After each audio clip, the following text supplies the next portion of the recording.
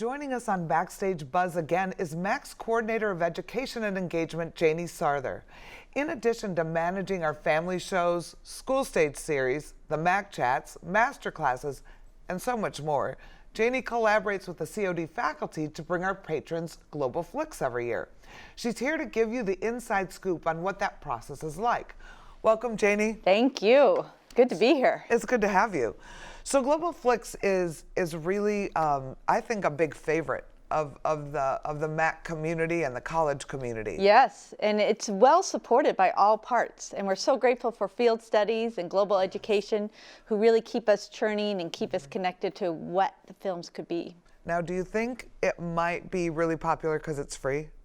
Sure doesn't hurt. Yeah, that's the best part.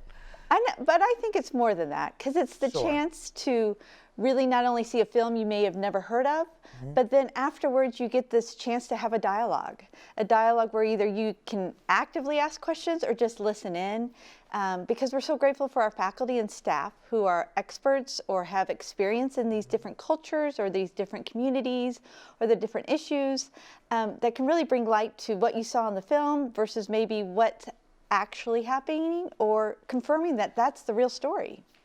You know, what I love about it is exactly that, is the conversation that the audience not only has with the facilitator, but that they end up having with each other. Right. And it really is all that we are about at the MAC. We love bringing people together, share an experience, culturally learn something new, right. Through art or music or film or poetry or whatever it is, but to hopefully change somebody's perspective or teach somebody something new or look at something a different way.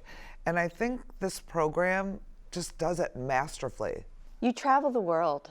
You really do. Right here in Glen Ellyn, you get to see so many different things that are happening in our world, and you learn about the past, or you consider what could happen in the future if we continue down these roads. Each film really brings a different element to it that makes you go, wow. And they're not fluffy movies, but they're also not, I think, what I love about the series is when I read about them, like let's pick one, The Good Doctor. The African Doctor. The African Doctor. Yes. I loved that movie. And what I love about it, well, you can share about what you love about it first. Let me let you share what you love about it. I just couldn't believe it was a true story. The difference that something that happened in the 1980s, this isn't a long time ago, I mean, this is my era, and a child experienced his father trying to develop a new world in France, even though they're African. So for everybody who's watching, an African doctor gets transplanted in a rural French community, and they're like, how do you trust a doctor? How do you trust that doctor? And they give him the cold shoulder, and slowly, person by person, he builds his reputation, he builds a connection. And I think sometimes we forget that prejudice and racism is everywhere. Yes. It's everywhere. It's not just here, and you think like, oh, no, it's everywhere. And his family had it, and they had to overcome it, and the community had to overcome it. And what made them all overcome it were actions, and actions of the children. Not words, but your deeds. And it's a beautiful story. It is. It's a beautiful story. And I think really relatable. And I think it shows you what life is like in this rural French village, which is beautiful. And very funny. It is so funny. It's very funny. Good times. What's one of your favorites?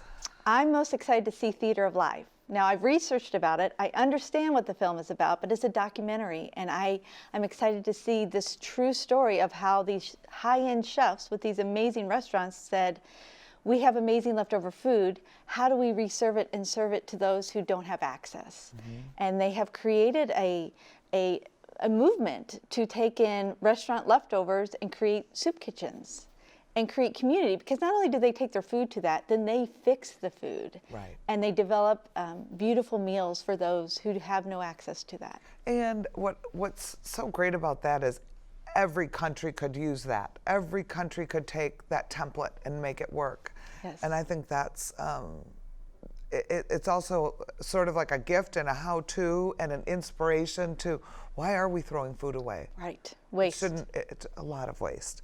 So these movies are shown twice on Wednesdays. 1:30 and 7:30. And It's mid-February to mid-March every year, about that time frame. The colder the weather, the better our attendance. Isn't it true? Because you want something to do. You need to get out. You need to get out of the house. And you come watch this wonderful movie, and then you have a conversation after, all free.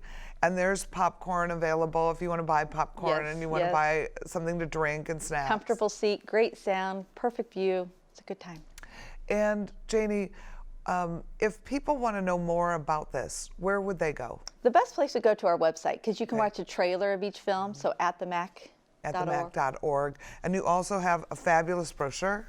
Yes. And in the brochure shows all the movies, and there's six different movies. Seven. We couldn't make a decision, so we added a seven. Oh, we added this. I'm sorry. The insult. Yes. So there's seven this year. Yes. So bonus week. Thank you so much for coming on to tell us all about this great series. Thank you.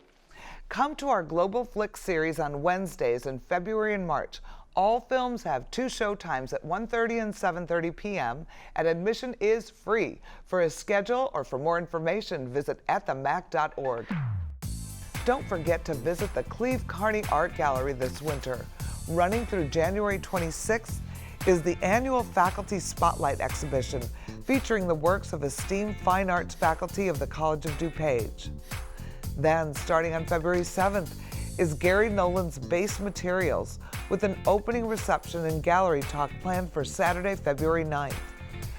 Finally, don't miss the next installment in the Visiting Artist series on Thursday, February 21st at 11 a.m., featuring Emily Lord. This lecture is free and open to the public. For more information, visit clevecarneygallery.org.